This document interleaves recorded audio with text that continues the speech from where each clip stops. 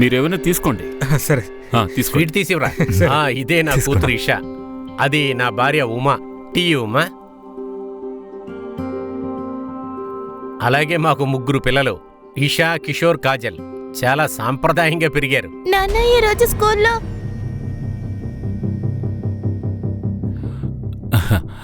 తను మా అమ్మాయి కాజల్. కాజల్, వాళ్ళకి నమస్కారం చెప్పు. హాయ్. కాజల్, నీ డ్రెస్కి ఏమైంది? అది అది అది స్కూల్లో ఆడుకున్నప్పుడు పడిపోయాను. వెళ్ళి డ్రెస్ మార్చుకురా. అది ఏంటంటే మా ముగ్గురులో కల్లా కాజలే చిన్నది, అందుకే కొంచెం అల్లరి ఎక్కువ. అందరూ అంటారు కదా స్మాల్ ప్యాకెట్ బిగ్ ధమాకా అని. మమ్మీ, సమోసా చాలా వేడిగా ఉంది. ఎప్పుడు చూడు ఈ పిల్ల ఏదో ఒకటి చేస్తూనే ఉంటుంది. ఈ రోజు చూడు మళ్ళీ ఇది తిట్లు కాస్తుంది. తిట్లు తినేసాను, ఇప్పుడు సమోసా తినేచ్చా మమ్మీ? నువ్వు ముందు పని చెయ్యి. ఇది తీసుకెళ్ళు. అరే ఆగండి బృందా గారు, నేను తీసుకువెళ్తాను, తను పడేస్తుంది. నేను నీతో వస్తాను. పద.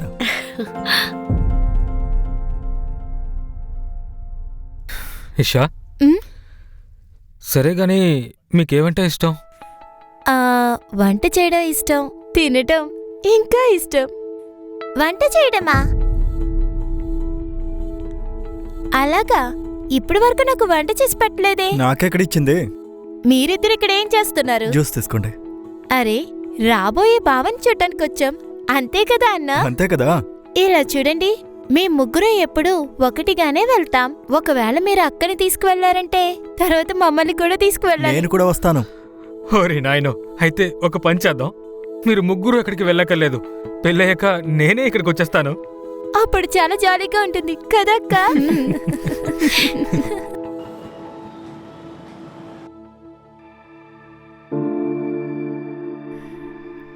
ఏమైంది? ఎందుకు ఆలోచిస్తున్నారు? చెప్పండి, ఏమైంది? ద్వారకానాథ్ ఏమన్నారు? వచ్చే నెల దేవేషు అమెరికా వెళుతున్నాడు. అందువల్ల ఆయన ఏమంటున్నారంటే ఈ నెల వచ్చి పెళ్లి చేసేద్దాం అంటున్నాడు. ఇంత తొందరగా మనం డబ్బుకి ఎలా ఏర్పాటు చేయాలి?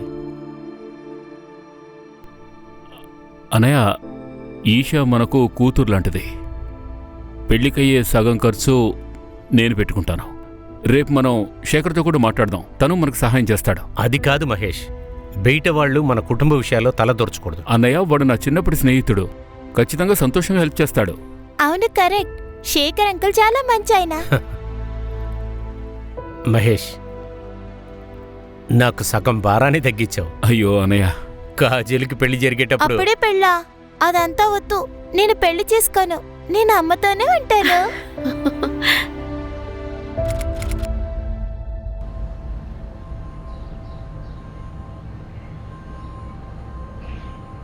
హే కాజల్,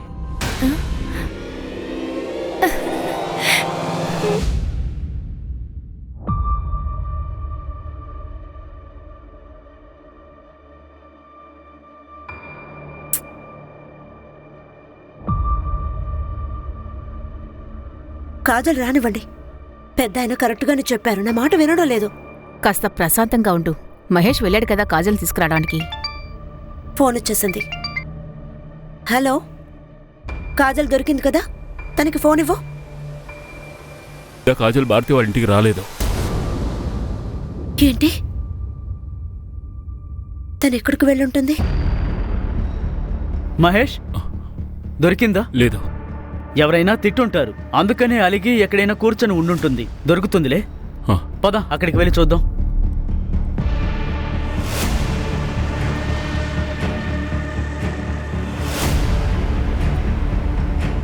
కాజల్ కనిపించిందా? ఎక్కడికి వెళ్ళిందో అర్థం కావడం లేదు. ఎక్కడ దొరకలేదు అన్నయ్య. అన్నయ్య, నాకు చాలా భయంగా ఉంది.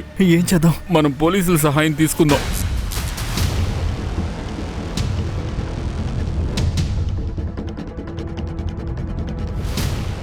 మీరు చివరిగా కాజల్ని ఇక్కడే చూసారా? అవును. అరే నాన్న, దారి మర్చిపోయారా? మన ఇల్లు అక్కడుంది కదా. అమ్మడు మర్చిపోలేదు. ఇప్పుడే నేను పని పూర్తి చేసుకుని వస్తున్నాను. సరే, అయితే నేను మీతో వస్తా. మీతో వచ్చినప్పుడు నాకు చాక్లెట్ కొనివ్వండి. మా నువ్వు చాక్లెట్ శంభూ బాబాయ్ దగ్గర తీసుకో, నేను పని పూర్తి చేసుకుని వచ్చేస్తాను. కాజల్ ఫోటోని అన్ని స్టేషన్స్కి సర్క్యులేట్ చేయి. సార్, చుట్టుపక్కల షాప్స్ అన్ని క్లోజ్ చేస్తున్నాయి. మార్నింగ్ వాళ్ళందరూ తెరవగానే అందరికీ ఇన్ఫర్మేషన్ వెళ్తుంది. నో శర్మ, ఇది చిన్నపిల్ల మ్యాటర్. మార్నింగ్ వరకు వెయిట్ చేయలేం. పెట్రోలింగ్ టీంకి చెప్పు, వెంటనే ఆ పాపను వెతకమని చెప్పు. పక్కనే కొలను ఉంది, అక్కడ చెక్ చేయమనండి. Okay sir. ఆగమ్మా, నువ్వెక్కడికి వెళ్తున్నావు? ఆగు. అమ్మా ఎక్కడికి కాజల్ వెళ్తున్నావు? ఇంకో రాలేదు, వెతకడానికి వెళ్ళాలి.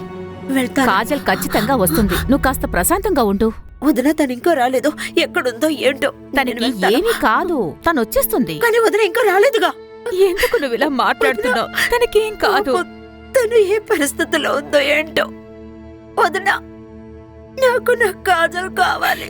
వస్తుంది.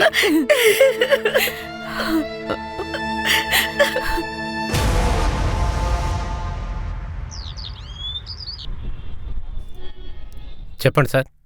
కాజల్ నిన్న సాయంత్రం కొట్టుకొచ్చింది సార్. శంభు అంకుల్, చెప్పమ్మా. చాక్లెట్. ఇదిగోమ్మా. సరే, తను షాప్ దగ్గర నుంచి వెళ్ళిన తర్వాత ఎవరైనా తనని ఫాలో అవుతూ వెళ్ళడం నువ్వు చూసావా?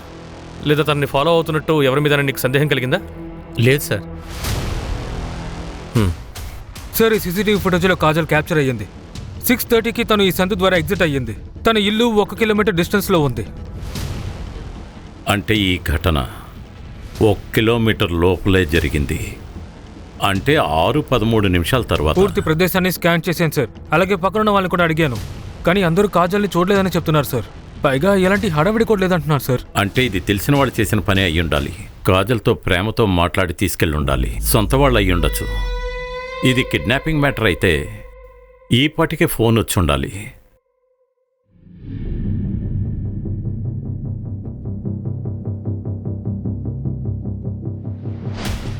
బృందా,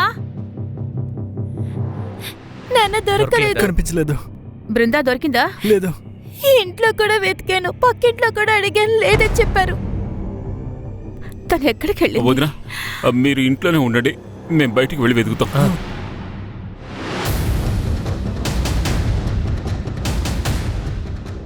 రే మహేష్, ఏమైంది? శేఖర్, బృందా ఎటో వెళ్ళిపోయింది. అరే భయపడకు, తను ఎక్కడో ఉండుంటుంది.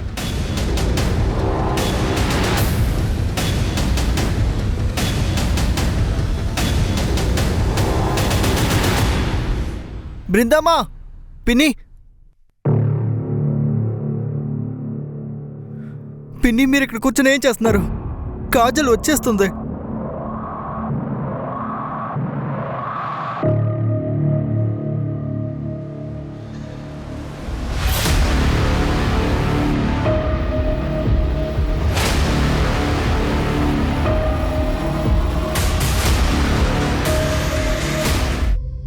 Sir, Kajal PM report. గొంతు నలమడం వల్ల తను చనిపోయింది. ఇది రేపా? రేప్ చేయలేదు సార్, కానీ చాలా టార్చర్ మాత్రం పెట్టాడు. వీప్ మీద, ఒంటి మీద చాలా గాయాలున్నాయి సార్. కాజల్ను ముందు చాలా దారుణంగా కొట్టారు. గొంతు నిలిమేసిన తర్వాత తన కళ్ళని. 12 ఏళ్ల పాపని ఇంత దారుణంగా హింసిస్తారా? చదువుతుంటేనే రక్తం మరిగిపోతోంది. ఆ దుర్మార్గుడు ఇంకా బయటే తిరుగుతున్నాడు. శర్మ, వాణ్ణి ఎలాగైనా పట్టుకుని తీరాలి. వాణ్ణి కటకటాలోకి తొయ్యాలి.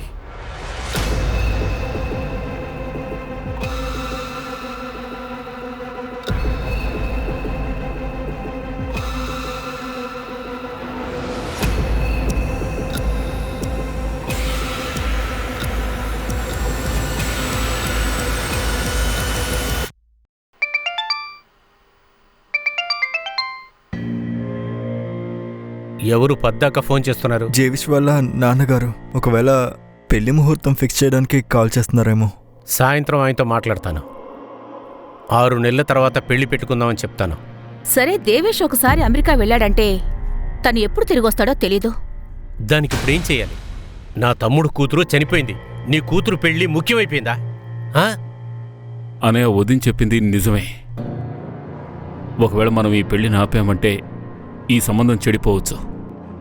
ఇంత మంచి సంబంధాన్ని వదులుకోకూడదు. మహేష్, ఏమంటున్నావు నువ్వు? నిజమే చెప్తున్నారు. నిషా, దేవేష్ పెళ్లి ఈ నెలలో జరగడమే మంచిది.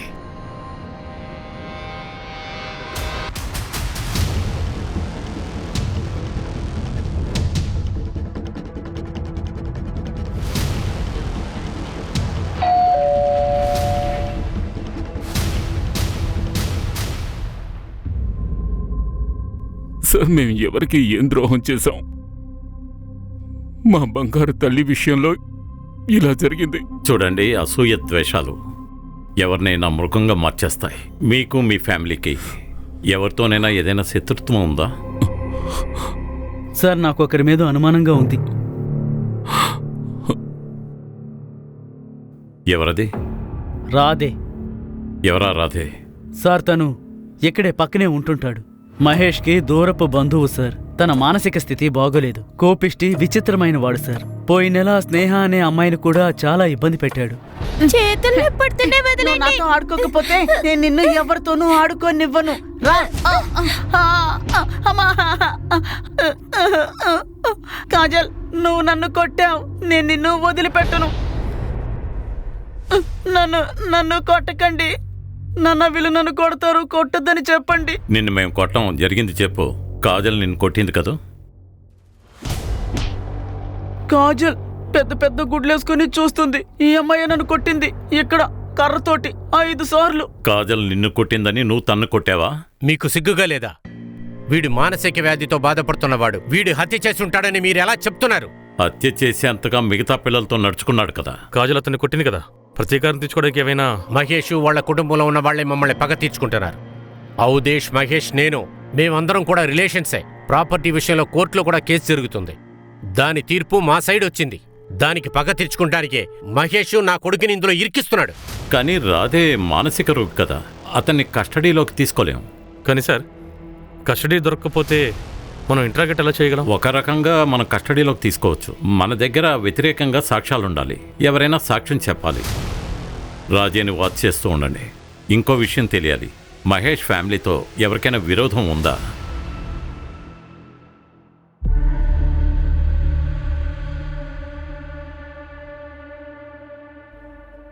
ఏయ్, లే లే ఎవరా లేపేదే? లేవరా, లే లే. ఏయ్, నువ్వు కూడా లే. లేవండి.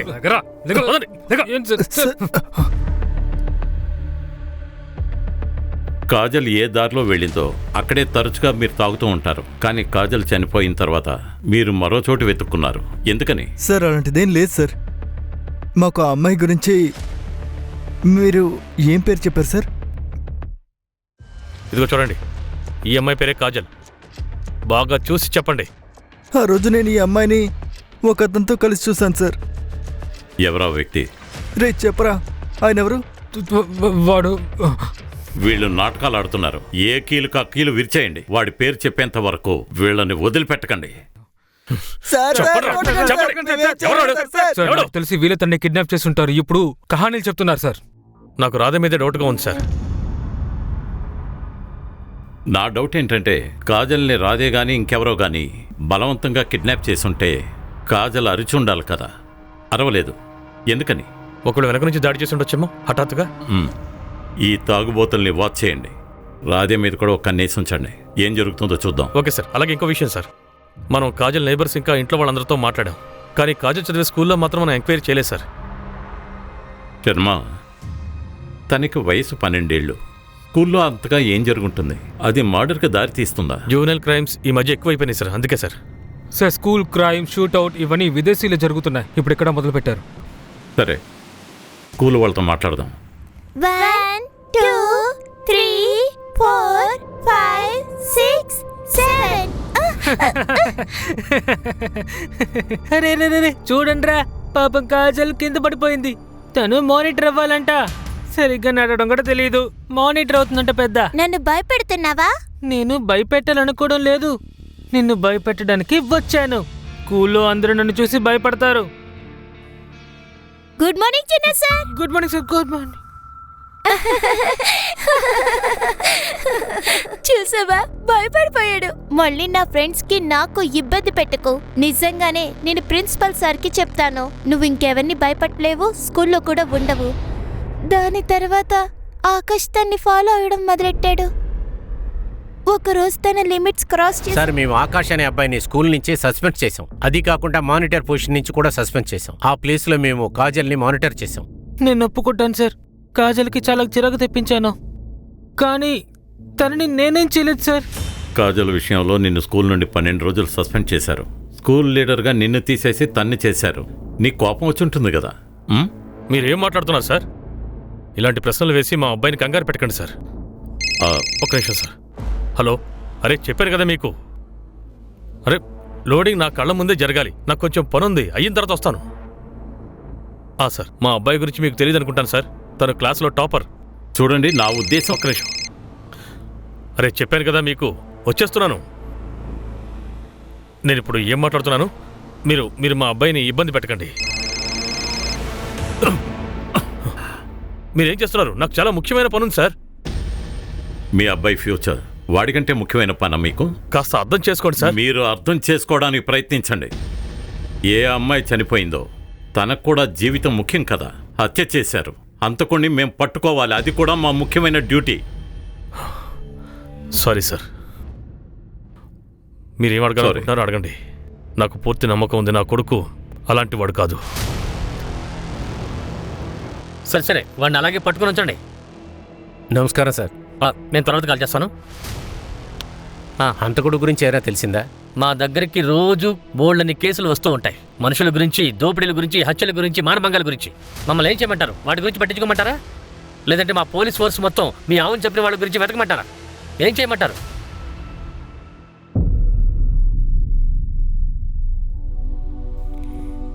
అమ్మా, ఈషా అక్క పెళ్లికి ఈ డ్రెస్ వేసుకుంటా. చూడ్డానికి బాగుందిగా? అచ్చం దేవతలా ఉన్నావు. బృందా, వదిన చేరిచ్చింది. ఈరోజు పూజ ఉందట.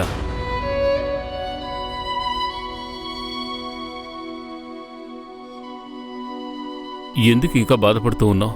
నేను చెప్పాను కదా, కాజల్ వస్తువులు దూరంగా పెట్టి.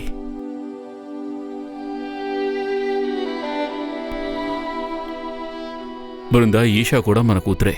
ఇంకో 10 రోజుల్లో తనకి పెళ్లి. నువ్వు బాధపడడం మానేసి వదినికి పెళ్లి పనుల్లో కొంచెం సహాయపడు. విచిత్రంగా ఉంది సార్. కాజల్ హత్య జరిగి కొన్ని రోజులే అయింది, అయినా సరే ఇంట్లో పెళ్లి జరుగుతోందేంటి? ఇంత తొందర? ఇదంతా దేనికి సార్? ఇద్దరు దొరికారు కదా, వాళ్ళిద్దరూ ఏదో చెప్పాలనుకుంటున్నారు.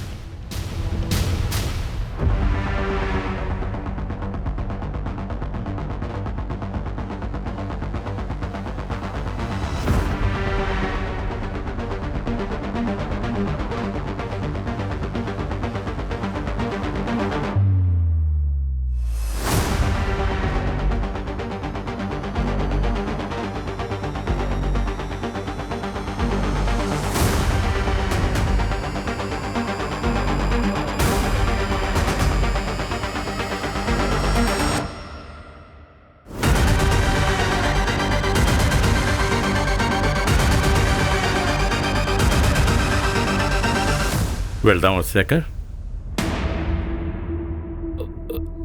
శేఖర్ సార్, శేఖర్ కాజల్ని చంపాడా? లేదు సార్, నేను ఇది నమ్మలేను. చూడండి, మాకు 2 సాక్షులు దొరికారు. వాళ్ళు కాజల్ వీడితో వెళ్ళడం చూశారు. తీసుకురండి. సార్, శేఖర్ నాకు చిన్నప్పటి నుంచి స్నేహితుడు సార్. ఆ రోజు ఈవినింగ్ నేను కాజల్ని చూశాను. ఏ కాజల్, ఏంటి ఇక్కడ తిరుగుతున్నావు? దెయ్యం ఊరు తిరుగుతుంది, మరి ఇంకేం చేస్తుంది? సరే, నాకు ఒకటి చెప్పు. నువ్వు పానీపూరి తింటావా? అయితే నాతో పాటు రా. తర్వాత కాజల్ని నీతో తీసుకెళ్ళావు. తన్ని దారుణంగా కొట్టావు, గొంతు పిసికావు, కళ్ళు పొడిచేశావు. ఎంత క్రూరమైన చర్య! మీలాంటి వాళ్ళు బతికుండడానికి అనర్హులు. అవును సార్, మీరు కరెక్ట్గానే చెప్పారు. నాకు ప్రాణాలతో ఉండే అర్హత లేదు. నన్ను ఊరి తీసి చంపండి సార్. ఈ నాటకాలొద్దు. నిజం చెప్పు. కాజల్ని ఎందుకు చంపావు, ఎప్పుడు చంపావు, ఎక్కడ చంపావు? నీ నోటి నుంచి నిజం కక్కిస్తాను. కొట్టండి, నన్ను కొట్టండి, బాగా కొట్టండి, చచ్చేదాకా కొట్టండి. బ్రతికే అర్హత లేదు నాకు. నేను చావడానికి అర్హుండే.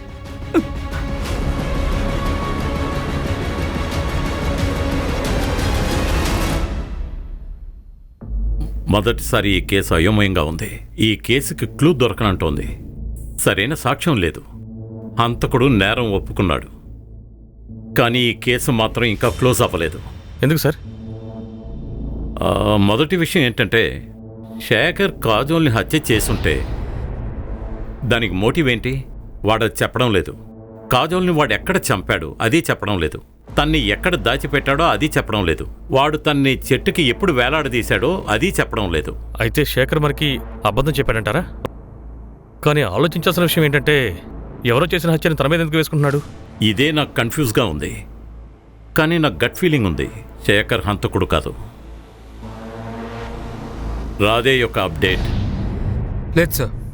తన ఇంటి పక్కనే ఒక మనిషిని పెట్టాను, కానీ తను 2 రోజులుగా బయటికి రాలేదని సార్. వాళ్ళ నాన్నగారు ఆపుంటారు. ఆకాష్ వాళ్ళ నాన్న వివేక్, వాళ్ళ బ్యాక్గ్రౌండ్ ఏంటో తీయండి. వాళ్ళ స్కూల్ టాపర్ పిల్లాడికి సస్పెండ్ వచ్చింది. వాడిది చేసి ఉండొచ్చు సార్. ఈ రోజే మన వాళ్ళని అక్కడ పంపిస్తాను. కనిపెట్టు. సరే సార్. సార్ నాకు సందేహం వస్తుంది సార్. ఇలా కూడా జరుగుండొచ్చు. ఆ శేఖర్ ఎవరైనా కాపాడడానికి నేరం తనపై వేసుకుంటున్నాడేమో. మహేష్ తనకి బాల్య స్నేహితుడు. శేఖర్ ఎందుకు ఇలా చేయాలి? శేఖర్ ఫ్యామిలీ ప్రయాగరాజ్లో లేరా? లేదు సార్, అతను ముంబైకి షిఫ్ట్ అయిపోయాడు. కానీ 3 ఏళ్ల క్రితం హఠాత్తుగా తిరిగి వచ్చాడు. పైగా ఒంటరిగా ఉంటున్నాడు. పాయింట్ అక్కడే ఆగిపోయింది. శేఖర్ ఇంకొకటి చేసిన హత్యని ఎందుకని తన మీద వేసుకుంటున్నాడు? ఇది మనం తెలుసుకోవాలంటే శేఖర్ జీవిత చరిత్ర తెలుసుకోవాలి.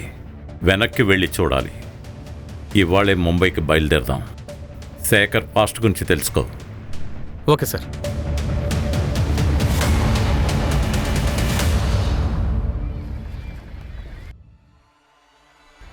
శేఖర్ ఈరోజు ఆఫీస్కి వెళ్ళకు. ఏం చేయమంటావు? నాకు వెళ్ళడం ఇష్టం లేదు. నేను ఒక పని చేస్తాను. నేను నాకున్న పనులన్నిటినీ త్వరగా పూర్తి చేస్తాను. అప్పుడే నేను నీతో, నా బిడ్డతో ఎక్కువ సమయం గడపగలను. సరే, నువ్వు విశ్రాంతి తీసుకో.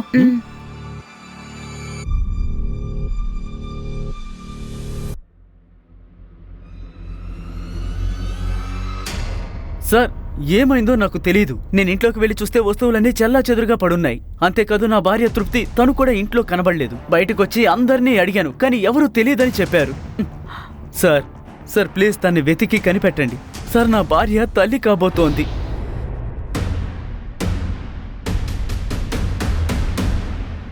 ఏంటి? శేఖర్ తన భార్యను చంపినట్టు కంప్లైంట్ ఉందా? అవును సార్. శేఖర్ 1 సంవత్సరం జైల్లో ఉన్నాడు. డిప్రెషన్లోకి వెళ్ళిపోయాడు. కానీ ఆ కేసులో ఆధారాలు దొరకపోవడం వల్ల అతన్ని వదిలేశారు. అయితే భార్యాభర్తల మధ్య గొడవలకి కారణం ఏమిటి? అది తెలియలేదు సార్. అతని భార్య తృప్తి? No sir. మరి డెడ్ బాడీ? No sir. నేను వాగ్లేతో చెప్పొచ్చాను, ఆ కేసులో ఏదైనా అప్డేట్ దొరికితే గనక వెంటనే ఇన్ఫార్మ్ చేయమని. కానీ నాకు విషయం అర్థం కావడం లేదు. శేఖర్ భార్య కనిపించకుండా పోయింది 3 సంవత్సరాలకు ముందు. కానీ 3 ఏళ్లకు ముందు జరిగిన సంఘటనకి కాజల్ హత్యకి సంబంధం ఏంటి? ఒకవేళ ఇలా ఉంటుందా? శేఖర్ తన భార్యను చంపుంటాడు, తర్వాత శిక్ష నుండి తప్పించుకుని ఉంటాడు. ఆ నేరం చేసినందువల్ల ఇప్పుడు కాజల్ని తాను చంపినట్టు ఒప్పుకుంటున్నాడా? Sir, come in. సార్,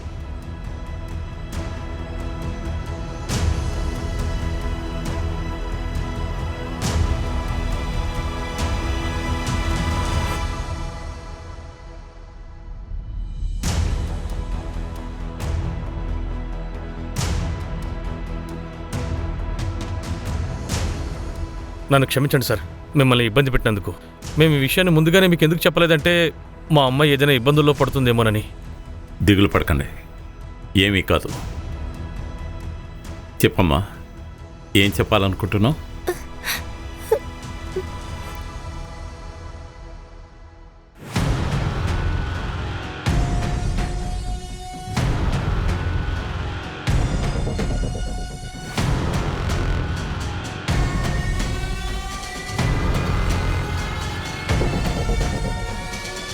తీసుకురండి.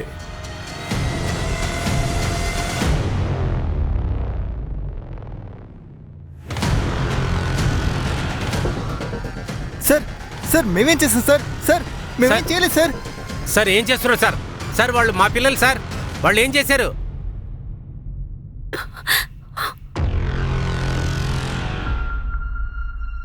అవును, మీ ముగ్గురు మధ్య మంచి స్నేహం ఉండేదంటగా. మీకు మితిమీరిన ప్రేమ ఉండుంటుంది. ప్రేమ ఒక అనవసరమైన బంధం. మీ ఇద్దరి రహస్యం బయటపడింది. మీ మంచి కోసం చెప్తున్నాను. ఇక జరిగిన కథని మీరు చెప్తే బాగుంటుంది. మాట్లాడండి. అవును, ఇది నిజమే. మేము ఒకరికొకరు లవ్ చేసుకుంటున్నాం.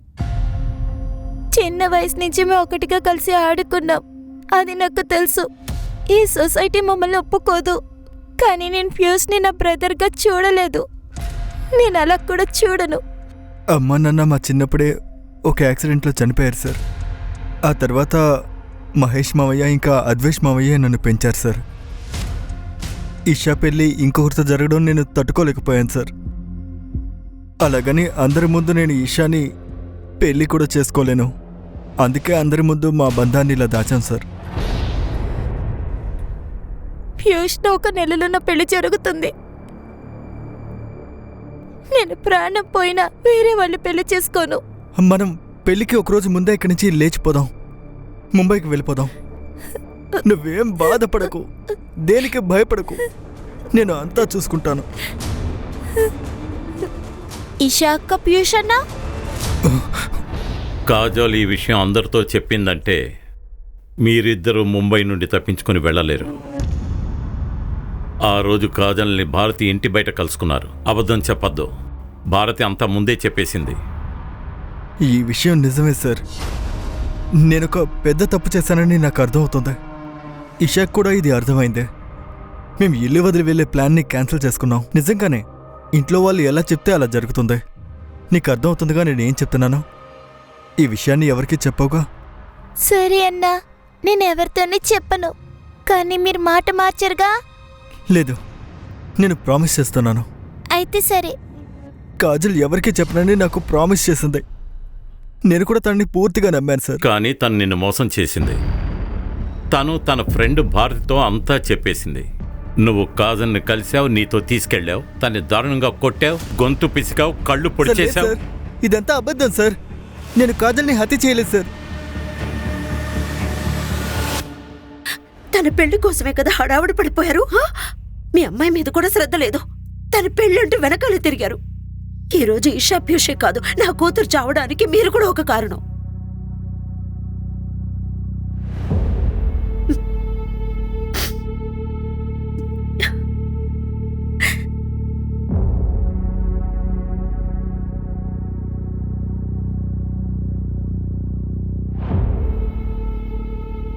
మహేష్, ఇషా ప్యూ చేసింది నిజంగా పెద్ద తప్పే.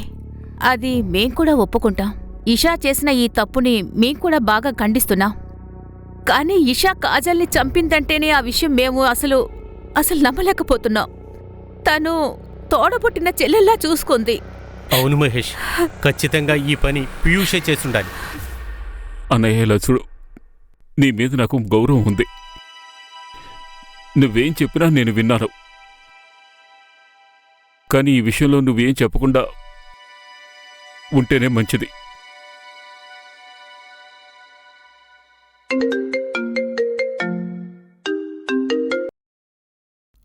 వాగ్లే చెప్పు. ఏంటి, శేఖర్ భార్య బతికే ఉందా? అవును సార్, అది వాగ్లే కనిపెట్టి చెప్పాడు. శర్మ, వెంటనే ముంబైకి బయలుదేరు.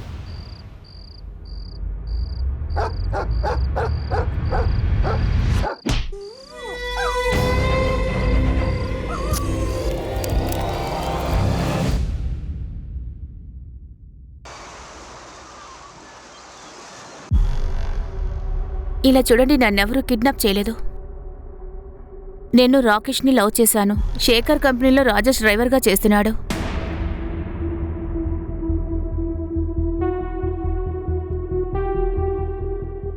అంతేకాకుండా నేను శేఖర్ని వదిలేయాలనుకున్నాను. అందువల్ల మేమిద్దరం ప్లాన్ చేశాం. మీ స్వతంత్రం కోసం ఒక అమాయకుడిని ఇరికించేశారు. అంతకన్నా అతనితో డైరెక్ట్గా మాట్లాడుతూ సరిపోయేదిగా. డివోర్స్ తీసుకోవచ్చుగా. మా ఫ్యామిలీ వాళ్ళు నాకు డివోర్స్ ఇవ్వడానికి ఒప్పుకోలేదు. అప్పుడు నేను ఈ విధంగా ఏం ఆలోచించలా. హత్య చేసి జైలుకు వెళ్తాడని నేను అస్సలు ఊహించనే లేదు. కానీ ఒక విధంగా నేను ఈ శిక్షను అనుభవించాను. ఏంటా శిక్ష? శేఖర్ని వదిలి వెళ్ళిన తర్వాత నేను సంతోషంగా ఉండలేకపోయాను. ఇక నాకు పుట్టే బిడ్డ కూడా చనిపోయే పుట్టింది. శేఖర్ కూడా డిప్రెషన్లో ఉన్నాడు. ఇప్పుడు కూడా తను జైల్లోనే ఉన్నాడు. ఒక పాపను చంపిన హత్యా నేరం మీద ఉన్నాడు.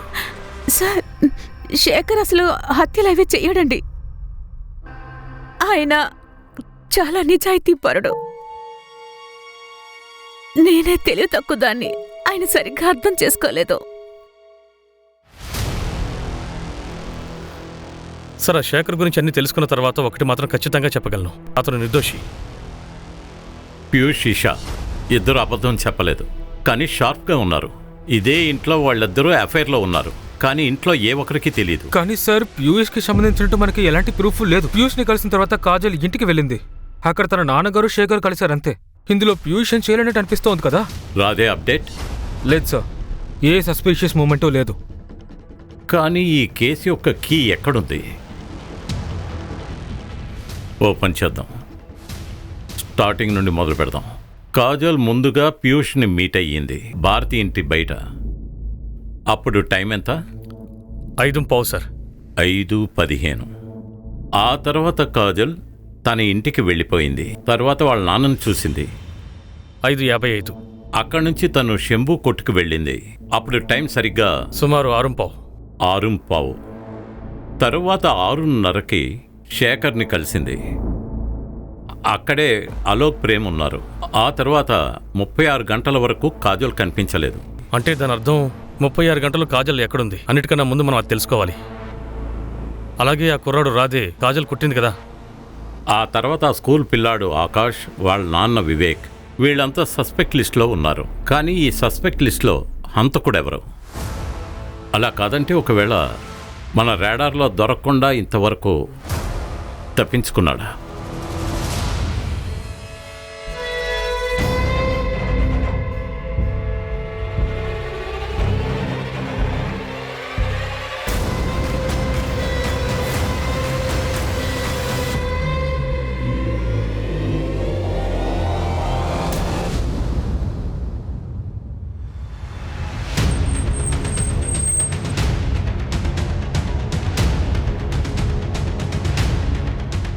జై హింద్ సార్.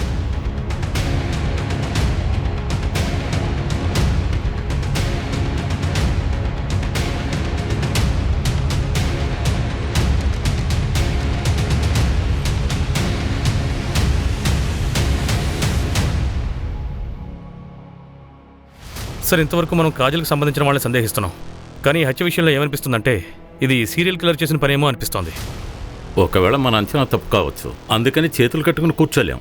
మనం ముందుకు వెళ్తూ ఉండాలి, వెనక్కి తిరిగి చూడకూడదు. తప్పుడు దారైనా సరే మనం నడిచి వెళ్తున్నప్పుడు సరైన దారి దొరకచ్చు కదా.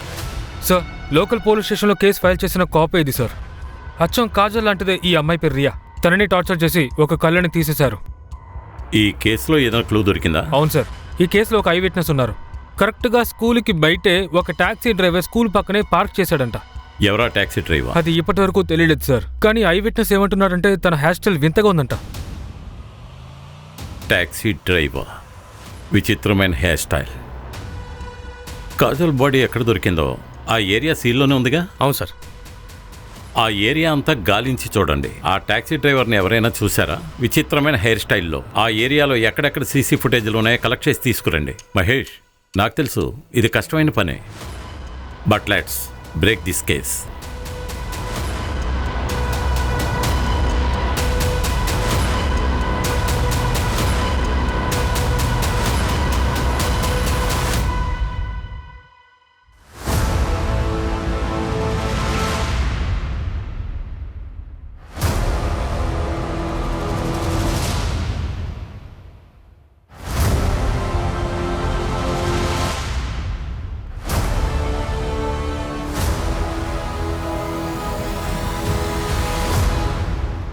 ఈ టైర్ మార్క్స్నే మనం గుర్తించనే లేదు.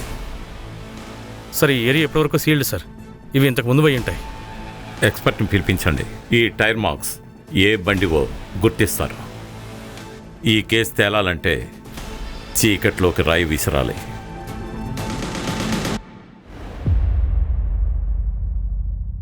పీయూష్ ఇక నుంచి వెళ్ళిపోయాడు. ఇక తననే తలుచుకుంటూ ఇక్కడే నించోకు. దేవేష్ అయినా నిన్ను చేసుకోవడానికి ఇష్టపడ్డాడు. ముందు అది సంతోషించు. ఇషా, ఇక నువ్వు ఎలాంటి తప్పు చెయ్యొద్దు. నేను మాట ఇస్తున్నానమ్మా. మీరేం చెప్తే అదే చేస్తాను. సార్, నేను ప్రయాగ్రాజ్లో జరిగిన వేరే కేసు గురించి వెతుకుతూ ఉంటే ఈ కేసు నా దృష్టికి వచ్చింది. అవినయ్ దీక్షిత్ది. కాజల్, ప్రియా, అగ్ని 3 కేసుల్లోనూ విక్టిమ్స్ని టార్చర్ చేశారు. తర్వాత కళ్ళు పొడిచి తీసేశారు. అలాగే వీళ్ళు ముగ్గురులోనూ ఎవరిని రేప్ చేయలేదు.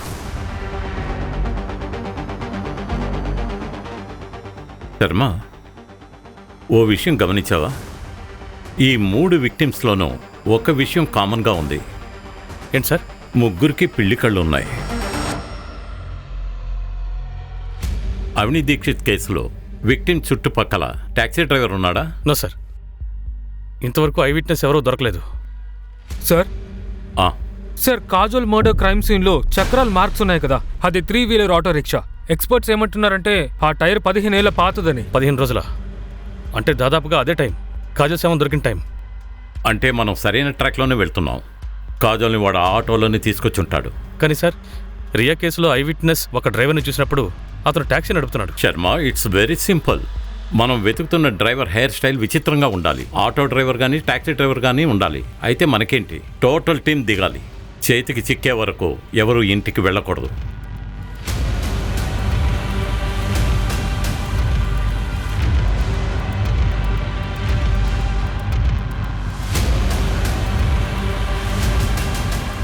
సార్, ఈ 2 డ్రైవర్స్ దొరికారు. వీళ్ళిద్దరికి విడివిడి కాదు ఉంది, ఒక ఇండివిజువల్ స్టైల్ ఉంది. ఒక్క నిమిషం సార్, ఇతన్ని నేను ఎక్కడో చూశాను సార్. ఎవరు వీడు? ఇది అతనే సార్. శేఖర్ భార్య ఇతనితోనే పారిపోయింది. ఇతని పేరు రాకేష్. సార్, వాళ్ళని ఇప్పుడే వదిలేసాను సార్. ఎంతో దూరం వెళ్ళుండరు, రమ్మని చెప్పనా? వద్దొద్దు, ఆగు. వాడిని వెళ్ళని వాచ్ చేస్తూ ఉండు. వాడెవరైనా సరే ఆధారంతో పట్టుకుని తీరాలి.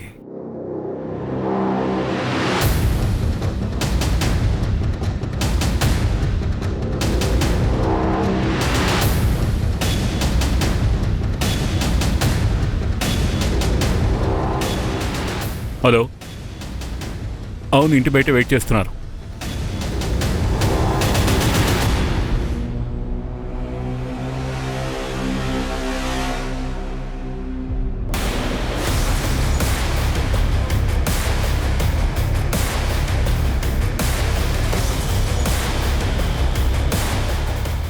మీరు కంటిన్యూ చేయండి.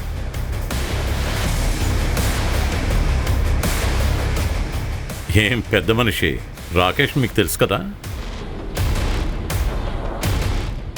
అంత త్వరగా మర్చిపోయావా?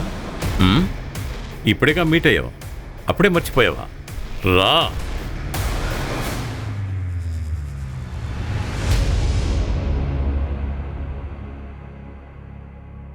చెప్పండి కేదార్, నిజం చెప్తే మనసు తేలికవుతుంది.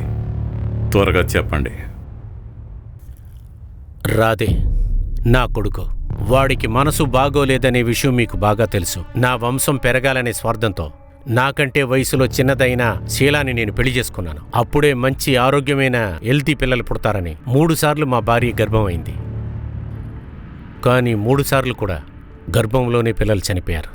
కానీ నాకు ఒక ఆరోగ్యమైన బిడ్డ కావాల్సి వచ్చింది. అందువల్ల నేను నా భార్యని తీసుకుని బొంబాయికి వెళ్ళిపోయాను. అక్కడికి వెళ్ళిన తర్వాతే మాకు తృప్తి కలిసింది. అదే శేఖర్ భార్య. కేదార్ సార్, ప్లీజ్ మీరు శేఖర్తో ఈ విషయం చెప్పకండి. నేను చెప్పనమ్మా, ఇక్కడ మాకే లేనిపోని సమస్యలున్నాయి. అందుకే కదా మేము బొంబాయికే వచ్చాం. అసలు మీ మధ్య ఏంటి గొడవ? ఆరోగ్యమైన బిడ్డ కావాల్సి వచ్చింది, అందుకే 2వ పెళ్లి చేసుకున్నాను. ఇతను నా భర్త రాకేష్. ఇప్పుడు బొంబాయికి వచ్చినది ఏంటంటే, ఒక ట్రీట్మెంట్ తీసుకుంటే ఖచ్చితంగా ఒక బిడ్డ పుడుతుంది. రాకేష్ మమ్మల్ని ఒక బాబా దగ్గరికి తీసుకువెళ్ళాడు. ఆయన మాకు ఒక ఉపాయం చెప్పాడు. మీ భార్య మీకు ఒక బిడ్డను కనివ్వగలదు, కానీ అందుకు నువ్వు ఒక బలివ్వాలి. 3 గోవుల బలి, 10 కుక్కల బలి, ఇంకా అలా అంటే 3 పిల్లికళ్ళ వాళ్ళని బలియమని చెప్పాడు. రాకేష్ వచ్చి నా దగ్గర మేకని పశువుని బలి ఇద్దామా అని చెప్పాడు. జంతువుల్ని చంపడం కష్టం కాదు, కానీ మనుషుల్ని కాజల్ని ఎలా ఎంచుకున్నావు? అదృష్టం కలిసొచ్చింది సార్.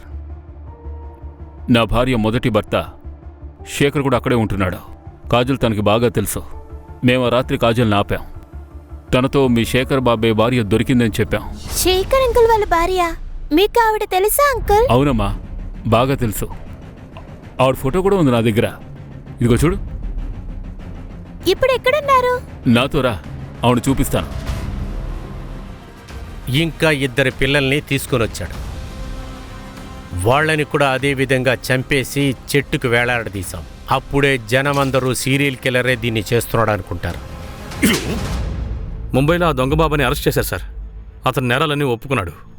అసలు ఊహించుకోలేకపోతున్నాం సార్. ఒక చిన్న పిల్ల కావాలంటే ఇంత దారుణంగా చేస్తాడా? మూఢనమ్మకం, అత్యాశ ఎప్పటికీ ప్రమాదమే. కేదార్ తనకంటూ ఒక పాప కావాలనుకున్నాడు. ఆ అత్యాశతో వాడి నాటకాలన్నీ ఆడాడు. దానికి అండగా ఉన్నది ఆ పిచ్చివాడు రాకేష్ గాడు. ఆ నకిలీ బాబాని దీనికి ఉపయోగించుకున్నాడు. ఇందులో బాధపడాల్సిన విషయం ఏంటంటే అమాయకులైన 3 ఆడపిల్లలు బలైపోయారు. ఆ శేఖర్ వాడు నిరపరాధి అయినా సరే తన భార్య తృప్తి కేసులో నేరస్తుడయ్యాడు. అందుకే మానసికంగా బాధపడ్డాడు. కాజల్ కేసులో అతను అరెస్ట్ చేసినప్పుడు వాడే హత్య చేసినట్టు అబద్ధం చెప్పాడు. మంచిదయింది, సరైన టైంలో అసలైన హంతకుణ్ణి పట్టుకున్నాం. దాంతో ఒక నిరపరాధిని జైలుకెళ్లకుండా కాపాడగలిగాం.